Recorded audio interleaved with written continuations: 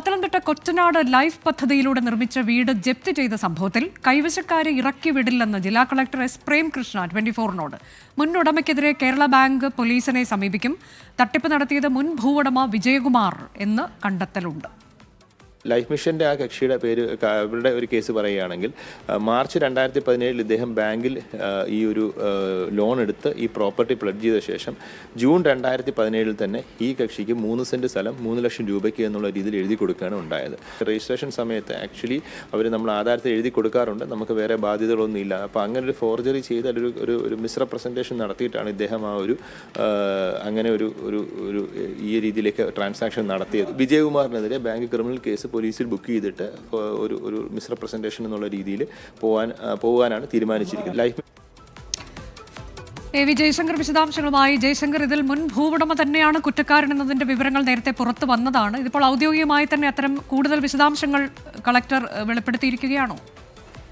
അതായത് കഴിഞ്ഞ ദിവസം ജില്ലാ കളക്ടർ 24 ഉൾപ്പെടെയുള്ള വാർത്തകളുടെ അടിസ്ഥാനത്തിൽ ഒരു യോഗം വിളിച്ചിരുന്നു. ഈ യോഗത്തിന് പിന്നാലെയാണ് കളക്ടർ ഇത്തരത്തിലൊരു പ്രതികരണം നിലവിൽ നടത്തുന്നത്. മുൻ ഈ ഭൂവുടമ വിജയകുമാരൻ നായരാണ് ഇത്തരത്തിൽ പ്രഹ്ലാദൻ എന്ന് പറയുന്ന നിലവിലെ ഭൂവുടമയെ വഞ്ചിച്ചു എന്നാണ് നിലവിൽ ജില്ലാ കളക്ടർ പറയുന്നത്. മുൻ ഭൂവുടമയ്ക്കെതിരെ കേരള ബാങ്ക് പോലീസിനെ സമീപിക്കുമെന്നും നിലവിൽ വ്യക്തമായിട്ടുണ്ട്. ഈ നിലവിലെ ഭൂവുടമയെ നിലവിൽ ഈ വീട്ടിൽ താമസിക്കുന്ന പ്രഹ്ലാദനെ ഇവിടെ നിന്ന് ഇറക്കി വിടില്ല എന്നാണ് ജില്ലാ കളക്ടർ ഒരു ഉറപ്പ് നൽകുന്നത്.